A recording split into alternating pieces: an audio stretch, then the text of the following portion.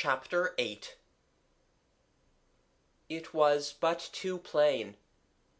The unfortunate bailiff must have opened the door before the spell had faded, while yet the ugly wugglies were something more than mere coats and hats and sticks. They had rushed out upon him, and had done this. He lay there insensible. Was it a golf club or a hockey stick that had made that horrible cut on his forehead, Gerald wondered. The girls had rushed to the sufferer. Already his head was in Mabel's lap. Kathleen had tried to get it onto hers, but Mabel was too quick for her. Jimmy and Gerald both knew what was the first thing needed by the unconscious, even before Mabel impatiently said, "Water! Water!" "What in?" Jimmy asked, looking doubtfully at his hands, and then down the green slope to the marble-bordered pool where the water lilies were. "Your hat! Anything!" said Mabel. The two boys turned away. "Suppose they come after us," said Jimmy. "What come after us?" Gerald snapped rather than asked. "The ugly wugglies," Jimmy whispered. "Who's afraid?" Gerald inquired. But he looked to left and right very carefully, and chose the way that did not lead near the bushes. He scooped water up in his straw hat, and returned to Flora's temple, carrying it carefully in both hands. When he saw how quickly it ran through the straw, he pulled his handkerchief from his breast pocket with his teeth, and dropped it into the hat. It was with this that the girls wiped the blood from the bailiff's brow. "We ought to have smelling salts," said Kathleen, half in tears. "I know we ought." "They would be good," Mabel owned. "Hasn't your aunt any?" "Yes, but—" "Don't be a coward," said Gerald. "Think of last night. They wouldn't hurt you. He must have insulted them or something. Look here, you run. We'll see that nothing runs after you." There was no choice but to relinquish the head of the interesting invalid to Kathleen. So Mabel did it, cast one glaring glance round the rhododendron-bordered slope, and fled towards the castle. The other three bent over the still unconscious bailiff. "He's not dead, is he?" asked Jimmy anxiously. "No," Kathleen reassured him. "His heart's beating. Mabel and I felt it in his wrist, for doctors do. How frightfully good-looking he is!" "Not so dusty," Gerald admitted. "I never know what you mean by good-looking," said Jimmy. And suddenly a shadow fell on the marble beside them, and a fourth voice spoke. Not Mabel's. Her hurrying figure, though still in sight, was far away. "Quite a personable young man," it said. The children looked up. Into the face of the eldest of the ugly wugglies, the respectable one. Jimmy and Kathleen screamed. I am sorry, but they did. "Hush!" said Gerald savagely. He was still wearing the ring. "Hold your tongues, I'll get him away," he added in a whisper. "Very sad affair, this," said the respectable ugly wuggly. He spoke with a curious accent. There was something odd about his R's, and his M's and N's were those of a person laboring under an almost intolerable cold in the head. But it was not the dreadful ooh and ah voice of the night before. Kathleen and Jimmy stooped over the bailiff. Even that prostrate form, being human, seemed some little protection. But Gerald, strong in the fearlessness that the ring gave to its wearer, looked full into the face of the ugly wuggly, and started. For though the face was almost the same as the face he had himself painted on the school drawing paper, it was not the same. For it was no longer paper. It was a real face, and the hands, lean and almost transparent as they were real hands. As it moved a little to get a better view of the bailiff, it was plain that it had legs, arms, live legs and arms, and a self-supporting backbone. It was alive indeed, with a vengeance. "How did it happen?" Gerald asked, with an effort of calmness. A successful effort. "Most regrettable," said the Ugly Wuggly. "The others must have missed the way last night in the passage. They never found the hotel." "Did you?" asked Gerald blankly.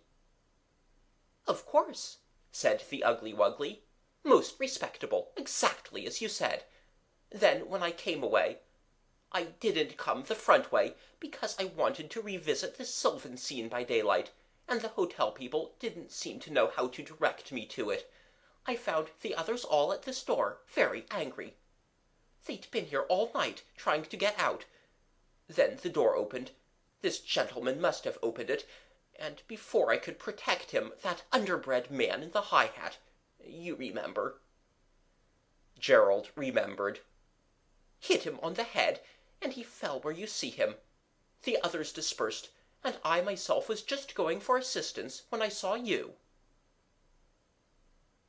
Here Jimmy was discovered to be in tears, and Kathleen white as any drawing paper. "What's the matter, my little man?" said the respectable Ugly Wuggly kindly. Jimmy passed instantly from tears to yells. "Here, take the ring," said Gerald in a furious whisper, and thrust it onto Jimmy's hot, damp, resisting finger. Jimmy's voice stopped short in the middle of a howl, and Gerald in a cold flash realized what it was that Mabel had gone through the night before. But it was daylight, and Gerald was not a coward. "We must find the others," he said. "I imagine," said the elderly Ugly Wuggly, "that they have gone to bathe. Their clothes are in the wood." He pointed stiffly. "You two go and see," said Gerald. "I'll go on dabbing this chap's head." In the wood, Jimmy, now fearless as any lion, discovered 4 heaps of clothing, with broomsticks, hockey sticks, and masks complete. All that had gone to make up the gentlemen Ugly Wugglies of the night before. On a stone seat well in the sun sat the 2 lady Ugly Wugglies, and Kathleen approached them gingerly. Valor is easier in the sunshine than at night, as we all know. When she and Jimmy came close to the bench, they saw that the Ugly Wugglies were only Ugly Wugglies, such as they had often made. There was no life in them. Jimmy shook them to pieces, and a sigh of relief burst from Kathleen. "The spell's broken, you see," she said. "And that old gentleman, he's real. He only happens to be like the Ugly Wuggly we made." "He's got the coat that hung in the hall on, anyway," said Jimmy. "No, it's only like it. Let's get back to the unconscious stranger." They did, and Gerald begged the elderly Ugly Wuggly to retire among the bushes with Jimmy. "Because," said he, "I think the poor bailiff's coming round, and it might upset him to see strangers. And Jimmy'll keep you company. He's the best one of us to go with you," he added hastily. And this, since Jimmy had the ring, was certainly true. So the 2 disappeared behind the rhododendrons. Mabel came back with the salts just as the bailiff opened his eyes. "It's just like life," she said. "I might just as well not have gone. However—" She knelt down at once, and held the bottle under the sufferer's nose, till he sneezed, and feebly pushed her hand away, with the faint question, "What's up now?" "You've hurt your head," said Gerald. "Lie still." "No more smelling bottle," he said weakly, and lay. Quite soon he sat up and looked round him. There was an anxious silence. Here was a grown-up who knew last night's secret, and none of the children were at all sure what the utmost rigour of the law might be in a case where people, no matter how young, made ugly wuglies and brought them to life. Dangerous, fighting, angry life. What would he say? What would he do? He said, "What an odd thing! Have I been insensible long?" "Hours," said Mabel earnestly. "Not long," said Kathleen. "We don't know. We found you like it," said Gerald. "I'm all right now," said the bailiff, and his eye fell on the blood-stained handkerchief. "I say, I did give my head a bang, and you've been giving me first aid. Thank you most awfully. But it is rum." "What's rum?" politeness obliged Gerald to ask. "Well, I suppose it isn't really rum. I expect I saw you just before I fainted, or whatever it was. But I've dreamed the most extraordinary dream while I've been insensible, and you were in it." "Nothing but us?" asked Mabel breathlessly. "Oh, lots of things. Impossible things. But you were real enough." Everyone breathed deeply in relief. It was, as they agreed later, a lucky let-off. "Are you sure you're all right?" they all asked, as he got on his feet. "Perfectly, thank you." He glanced behind Flora's statue as he spoke. "Do you know, I dreamed there was a door there. But of course there isn't. I don't know how to thank you," he added, looking at them with what the girls called his beautiful, kind eyes. "It's lucky for me you came along. You come here whenever you like, you know," he added. "I give you the freedom of the place." "You're the new bailiff, aren't you?" said Mabel. "Yes. How did you know?" he asked quickly. But they did not tell him how they knew. Instead, they found out which way he was going, and went the other way, after warm handshakes, and hopes on both sides that they would meet again soon. "I'll tell you what," said Gerald, as they watched the tall, broad figure of the bailiff grow smaller across the hot green of the grass slope. "Have you got any idea of how we're going to spend the day? Because I have." The others hadn't. "We'll get rid of that ugly wuggly. Oh, we'll find a way, right enough. And directly we've done it, we'll go home and seal up the ring in an envelope so that its teeth'll be drawn and it'll be powerless to have unforeseen larks with us. Then we'll get out on the roof and have a quiet day. Books and apples. I'm about fed up with adventures, so I tell you." The others told him the same thing. "Now, think," said he. "Think as you've never thought before. How to get rid of that ugly wuggly." Everyone thought. But their brains were tired with anxiety and distress, and the thoughts they thought were, as Mabel said, not worth thinking, let alone saying. "I suppose Jimmy's all right," said Kathleen anxiously. "Oh, he's all right. He's got the ring," said Gerald. "I hope he won't go wishing anything rotten," said Mabel. But Gerald urged her to shut up and let him think. I think best sitting down," he said, and sat. "And sometimes you can think best aloud. The ugly wuggly's real. Don't make any mistake about that. and he got made real inside that passage. If we could get him back there, he might get changed again, and then we could take the coats and things back." "Isn't there any other way?" Kathleen asked. And Mabel, more candid, said bluntly, "I'm not going into that passage, so there." "Afraid in broad daylight," Gerald sneered. "It wouldn't be broad daylight in there," said Mabel, and Kathleen shivered. "If we went to him and suddenly tore his coat off," said she.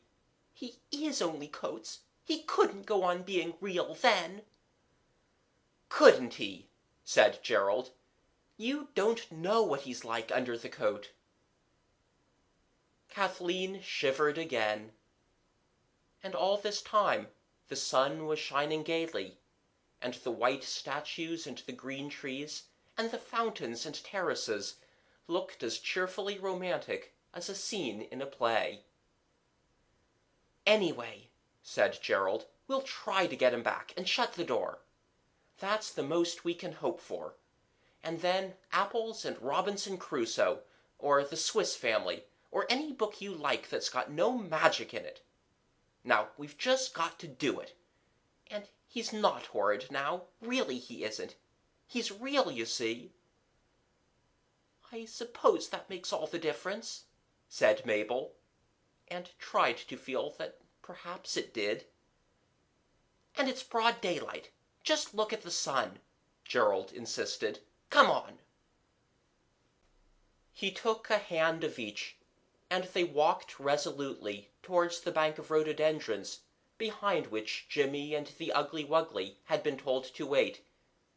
And as they went, Gerald said, "He's real. The sun's shining. It'll all be over in a minute." And he said these things again and again, so that there should be no mistake about them. As they neared the bushes, the shining leaves rustled, shivered, and parted, and before the girls had time to begin to hang back, Jimmy came blinking out into the sunlight. The boughs closed behind him, and they did not stir or rustle for the appearance of anyone else.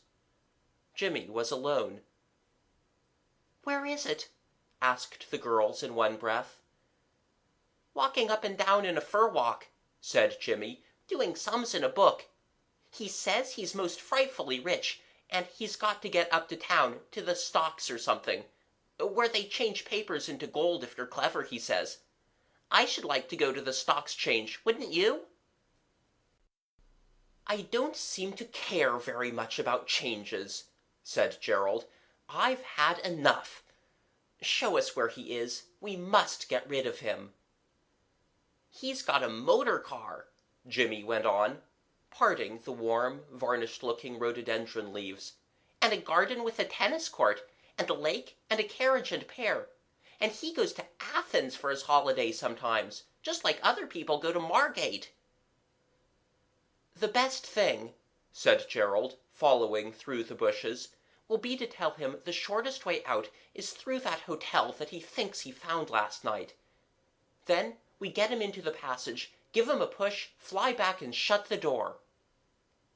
"He'll starve to death in there," said Kathleen, "if he's really real." "I expect it doesn't last long. The ring magics don't. Anyway, it's the only thing I can think of." "He's frightfully rich," Jimmy went on, unheeding amid the cracking of the bushes. "He's building a public library for the people where he lives, and having his portrait painted to put in it. He thinks they'll like that." The belt of rhododendrons was past, and the children had reached a smooth grass walk, bordered by tall pines and firs of strange different kinds. "He's just round that corner," said Jimmy. "He's simply rolling in money. He doesn't know what to do with it. He's been building a horse trough and drinking fountain, with a bust of himself on top. Why doesn't he build a private swimming bath close to his bed, so that he can just roll off into it of a morning? I wish I was rich. I'd soon show him." "That's a sensible wish," said Gerald. "I wonder we didn't think of doing that. Oh, crikey!" he added. and with reason.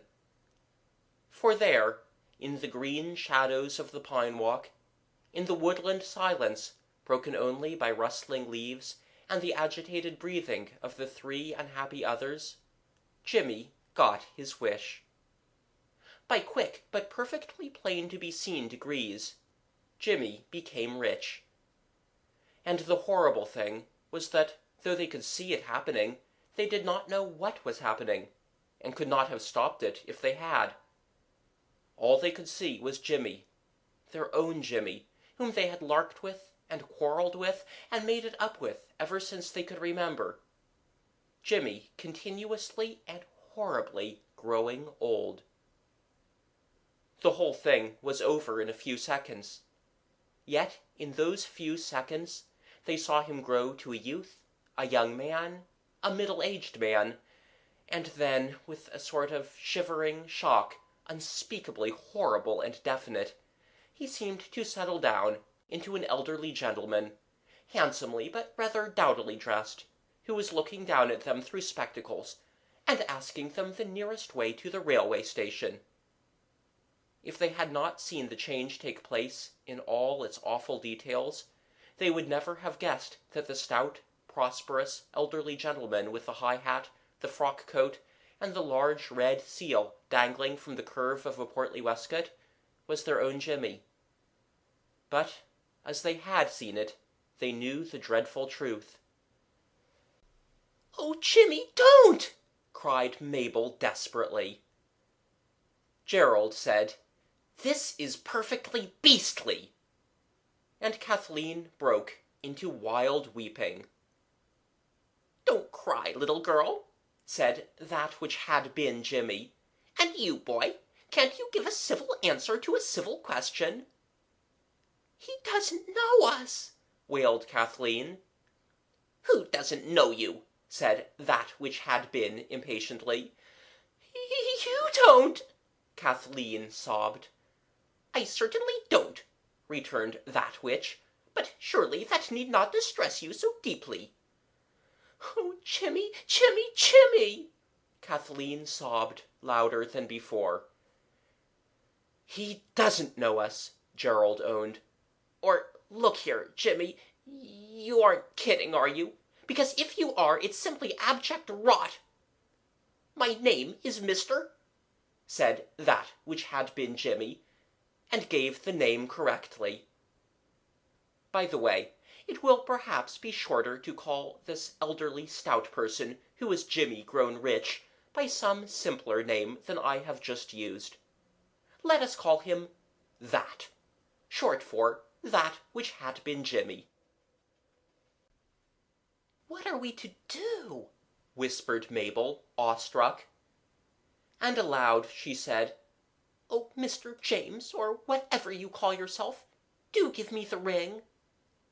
For on That's finger the fatal ring showed plain. "Certainly not," said That firmly. "You appear to be a very grasping child." "But what are you going to do?" Gerald asked, in the flat tones of complete hopelessness. "Your interest is very flattering," said That. "Will you tell me, or won't you, the way to the nearest railway station?" "No," said Gerald, "we won't." "Then," said That, still politely, though quite plainly furious, "perhaps you'll tell me the way to the nearest lunatic asylum." "Oh, no, no, no!" cried Kathleen. "You're not so bad as that." "Perhaps not, but you are," That retorted. "If you're not lunatics, you're idiots. However, I see a gentleman ahead who is perhaps sane. In fact, I seem to recognize him." A gentleman, indeed, was now to be seen approaching. It was the elderly Ugly Wuggly. "Oh, don't you remember Jerry?" Kathleen cried. "And Cathy? Your own Cathy Pusscat. Dear, dear Jimmy, don't be so silly." "Little girl," said That, looking at her crossly through his spectacles, "I am sorry you have not been better brought up." and he walked stiffly towards the Ugly Wuggly. 2 hats were raised, a few words were exchanged, and 2 elderly figures walked side by side down the green pine walk, followed by 3 miserable children, horrified, bewildered, alarmed, and what is really worse than anything, quite at their wits' end. "He wished to be rich, so of course he is," said Gerald. "He'll have money for tickets and everything." "And when the spell breaks? It's sure to break, isn't it? He'll find himself somewhere awful, perhaps in a really good hotel, and not know how he got there." "I wonder how long the Ugly Wugglies lasted," said Mabel. "Yes," Gerald answered. "That reminds me. You 2 must collect the coats and things. Hide them anywhere you like, and we'll carry them home tomorrow. If there is any tomorrow," he added darkly. "Oh, don't!"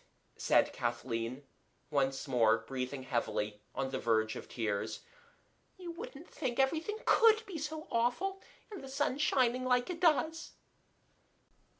"Look here," said Gerald. "Of course I must stick to Jimmy.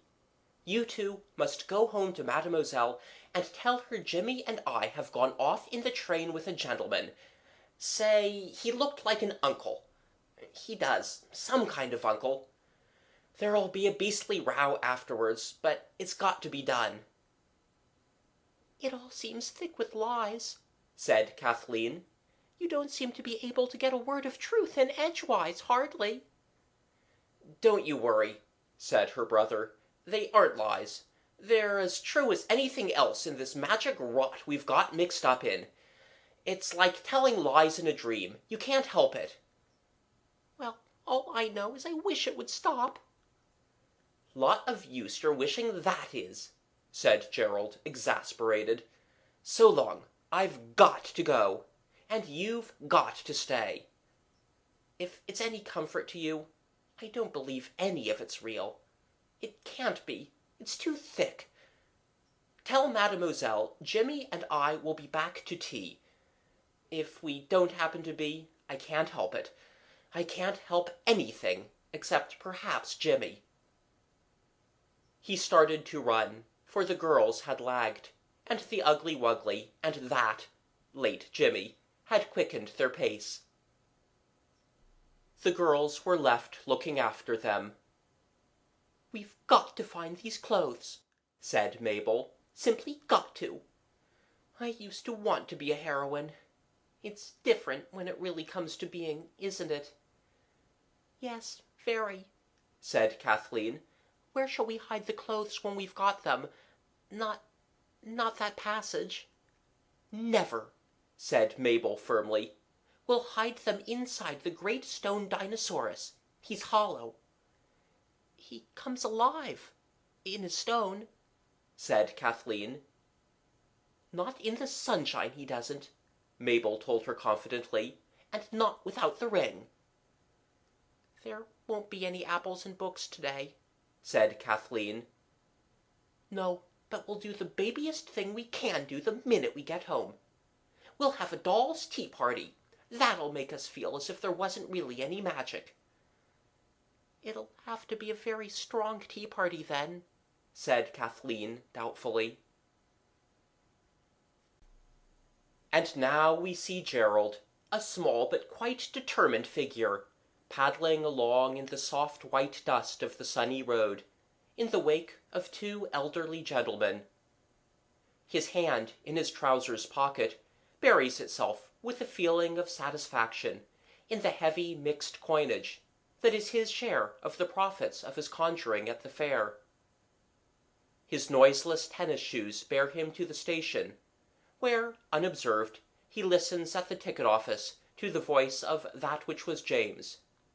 "1 First London," it says, and Gerald, waiting till that and the Ugly Wuggly have strolled on to the platform, politely conversing of politics and the Kaffir market, takes a third return to London. The train strides in, squeaking and puffing. The watched take their seats in a carriage blue-lined. The watcher springs into a yellow wooden compartment. A whistle sounds, a flag is waved. The train pulls itself together, strains, jerks, and starts. "I don't understand," says Gerald, alone in his third-class carriage, "how railway trains and magic can go on at the same time." And yet they do. Mabel and Kathleen, nervously peering among the rhododendron bushes and the bracken and the fancy fir trees, find 6 several heaps of coats, hats, skirts, gloves, golf clubs, hockey sticks, broom handles. They carry them, panting and damp, for the midday sun is pitiless, up the hill to where the stone Dinosaurus looms immense among a forest of larches. The Dinosaurus has a hole in his stomach. Kathleen shows Mabel how to make a back, and climbs up on it, into the cold, stony inside of the monster. Mabel hands up the clothes and the sticks. "There's lots of room," says Kathleen. "Its tail goes down into the ground. It's like a secret passage." "Suppose something comes out of it and jumps out at you," says Mabel, and Kathleen hurriedly descends. The explanations to Mademoiselle promise to be difficult, but, as Kathleen said afterwards, any little thing is enough to take a grown-up's attention off. A figure passes the window, just as they are explaining that it really did look exactly like an uncle that the boys have gone to London with. "Who's that?" says Mademoiselle suddenly, pointing, too, which everyone knows is not manners.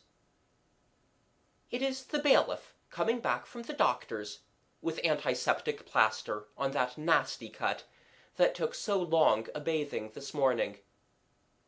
They tell her it is the bailiff at Yalding Towers, and she says "Ciel" (sky), and asks no more awkward questions about the boys. Lunch, very late, is a silent meal. After lunch, Mademoiselle goes out, in a hat with many pink roses, carrying a rose-lined parasol. The girls, in dead silence, organize a dolls' tea party, with real tea. At the second cup, Kathleen bursts into tears. Mabel, also weeping, embraces her. "I wish," sobs Kathleen, "oh, I do wish I knew where the boys were. It would be such a comfort." Gerald knew where the boys were, and it was no comfort to him at all. If you come to think of it, he was the only person who could know where they were, because Jimmy didn't know that he was a boy, and indeed he wasn't really, and the Ugly Wuggly couldn't be expected to know anything real, such as where boys were. At the moment when the second cup of doll's tea, very strong, but not strong enough to drown care in, was being poured out by the trembling hand of Kathleen, Gerald was lurking, there really is no other word for it, on the staircase of Aldermanbury Buildings, Old Broad Street. On the floor below him was a door bearing the legend, "Mr. U. W. Ugly, Stock and Share Broker, and at the Stock Exchange." And on the floor above was another door on which was the name of Gerald's little brother, now grown suddenly rich in so magic and tragic a way. There were no explaining words under Jimmy's name. Gerald could not guess what walk in life it was to which that, which had been Jimmy, owed its affluence. He had seen, when the door opened to admit his brother, a tangle of clerks and mahogany desks. Evidently, that had a large business. What was Gerald to do? What could he do? It is almost impossible, especially for one so young as Gerald, to enter a large London office, and explain that the elderly and respected head of it is not what he seems, but is really your little brother, who has been suddenly advanced to age and wealth by a tricky wishing ring. If you think it's a possible thing, try it, that's all. Nor could he knock at the door of Mr. U.W. Ugly, stock and share broker, and at the Stock Exchange, and inform his clerks that their chief was really nothing but old clothes that had accidentally come alive, and by some magic which he couldn't attempt to explain, become real during a night spent at a really good hotel which had no existence. The situation bristled, as you see, with difficulties, and it was so long past Gerald's proper dinner time that his increasing hunger was rapidly growing to seem the most important difficulty of all. It is quite possible to starve to death on the staircase of a London building, if the people you are watching for only stay long enough in their offices. The truth of this came home to Gerald more and more painfully. A boy with hair like a new front doormat came whistling up the stairs. He had a dark blue bag in his hands. "I'll give you a tanner for yourself if you'll get me a tanner's worth of buns," said Gerald, with that prompt decision common to all great commanders. "Show us your tanners," the boy rejoined, with at least equal promptness. Gerald showed them. "All right, hand over."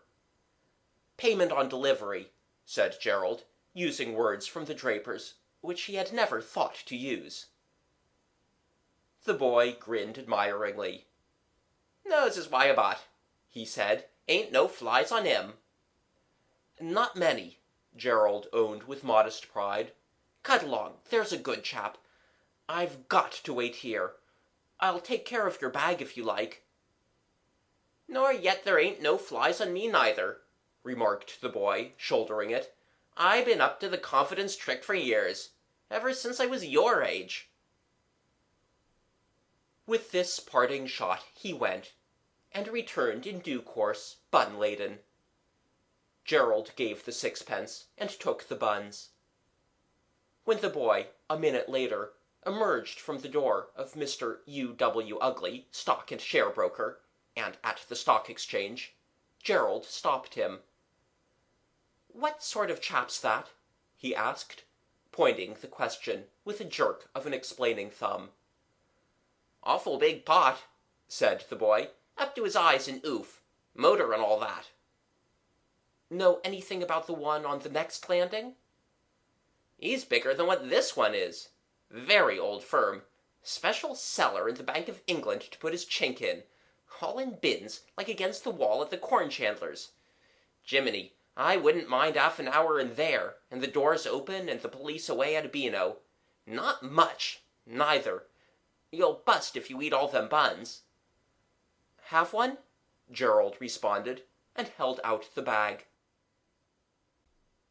"They say in our office," said the boy, paying for the bun honorably, with unasked information, "as these two is all for cutting each other's throats. Oh, only in the way of business. Been at it for years." Gerald wildly wondered what magic, and how much, had been needed to give history and a past to these two things of yesterday, the rich Jimmy and the ugly Wuggly. If he could get them away, would all memory of them fade? In this boy's mind, for instance, in the minds of all the people who did business with them in the city? Would the mahogany and clerk-furnished offices fade away? Were the clerks real? Was the mahogany? Was he himself real? Was the boy? "Can you keep a secret?" he asked the other boy. "Are you on for a lark?" "I ought to be getting back to the office," said the boy. "Get then," said Gerald. "Don't you get stuffy," said the boy. "I was just going to say it didn't matter. I know how to make my nose bleed if I'm a bit late." Gerald congratulated him on this accomplishment, at once so useful and so graceful, and then said, "Look here, I'll give you 5 bob, honest." "What for?" was the boy's natural question. "If you'll help me." "Fire ahead." "I'm a private inquiry," said Gerald. "Heck, you don't look it." "What's the good of being one if you look it?" Gerald asked impatiently, beginning on another bun. "That old chap on the floor above, he's wanted." "Police?" asked the boy with fine carelessness.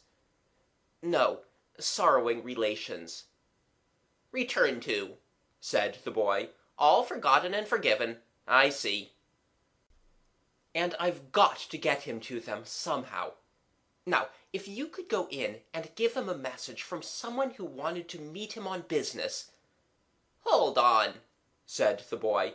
"I know a trick worth 2 of that. You go in and see Old Ugly. He'd give his ears to have the old boy out of the way for a day or 2. They were saying so in our office only this morning." "Let me think," said Gerald, laying down the last bun on his knee, expressly to hold his head in his hands. "Don't you forget to think about my 5 bob," said the boy. Then there was a silence on the stairs, broken only by the cough of a clerk in That's office, and the clickety-clack of a typewriter in the office of Mr. U. W. Ugly. Then Gerald rose up and finished the bun. "You're right," he said. "I'll chance it. Here's your 5 bob." He brushed the bun crumbs from his front, cleared his throat, and knocked at the door of Mr. U. W. Ugly. It opened, and he entered. The doormat boy lingered, secure in his power to account for his long absence by means of his well-trained nose, and his waiting was rewarded. He went down a few steps, round the bend of the stairs, and heard the voice of Mr. U. W. Ugly, so well known on that staircase, and on the Stock Exchange, say in soft, cautious accents, "Then I'll ask him to let me look at the ring, and I'll drop it. You pick it up. But remember, it's a pure accident, and you don't know me. I can't have my name mixed up in a thing like this. You're sure he's really unhinged?" "Quite," said Gerald. "He's quite mad about that ring. He'll follow it anywhere, I know he will. And think of his sorrowing relations." I do," said Mr. Ugly kindly. "That's all I do think of course." He went up the stairs to the other office, and Gerald heard the voice of That telling his clerks that he was going out to lunch. Then the horrible Ugly Wuggly, and Jimmy, hardly less horrible in the eyes of Gerald, passed down the stairs, where in the dusk of the lower landing 2 boys were making themselves as undistinguishable as possible, and so out into the street, talking of stocks and shares, bears and bulls. The 2 boys followed. "I say," the doormat-headed boy whispered admiringly, "whatever are you up to?" "You'll see," said Gerald recklessly. "Come on." "You tell me. I must be getting back." "Well, I'll tell you, but you won't believe me. That old gentleman's not really old at all. He's my young brother, suddenly turned into what you see. The other's not real at all. He's only just old clothes and nothing inside." "He looks it, I must say," the boy admitted. "But I say, you do stick it on, don't you?" "Well, my brother was turned like that by a magic ring." "There ain't no such thing as magic," said the boy. "I learnt that at school." "All right," said Gerald. "Good-bye." "Oh, go ahead," said the boy. "You do stick it on, though." Well, that magic ring. If I can get hold of it, I shall just wish we were all in a certain place, and we shall be, and then I can deal with both of them." "Deal?" "Yes, the ring won't unwish anything you've wished. That undoes itself with time, like a spring uncoiling. But it'll give you a brand new wish. I'm almost certain of it. Anyhow, I'm going to chance it." "You are a rotter, aren't you?" said the boy respectfully. "You wait and see," Gerald repeated. "I say, you aren't going into this swell place. You can't." The boy paused, appalled at the majesty of Pym's. "Yes, I am. They can't turn us out as long as we behave. You come along too. I'll stand lunch." I don't know why Gerald clung so to this boy. He wasn't a very nice boy. Perhaps it was because he was the only person Gerald knew in London to speak to, except that which had been Jimmy and the Ugly Wuggly, and he did not want to talk to either of them. What happened next happened so quickly that, as Gerald said later, it was just like magic. The restaurant was crowded. Busy men were hastily bolting the food hurriedly brought by busy waitresses. There was a clink of forks and plates, the gurgle of beer from bottles, the hum of talk, and the smell of many good things to eat. "2 chops, please," Gerald had just said, playing with a plainly shown handful of money, so as to leave no doubt of his honourable intentions. Then at the next table he heard the words, "Ah, yes, curious old family heirloom." The ring was drawn off the finger of that, and Mr. U.W. Ugly, murmuring something about a unique curio, reached his impossible hand out for it. The doormat-headed boy was watching breathlessly. "There's a ring right enough," he owned. And then the ring slipped from the hand of Mr. U.W. Ugly and skidded along the floor. Gerald pounced on it like a greyhound on a hare. He thrust the dull circlet on his finger and cried out aloud in that crowded place, "I wish Jimmy and I were inside that door behind the statue of Flora." It was the only safe place he could think of. The lights and sounds and scents of the restaurant died away, as a wax drop dies in fire, a raindrop in water. I don't know, and Gerald never knew, what happened in that restaurant. There was nothing about it in the papers, though Gerald looked anxiously for "Extraordinary Disappearance of Well-Known City Man." What the doormat-headed boy did or thought, I don't know either. No more does Gerald. But he would like to know, whereas I don't care twopence. The world went on all right anyhow, whatever he thought or did. The lights and the sounds and the scents of Pym's died out. In place of the light there was darkness. In place of the sounds there was silence. And in place of the scent of beef, pork, mutton, fish, veal, cabbage, onions, carrots, beer, and tobacco, there was the musty, damp scent of a place underground that has been long shut up.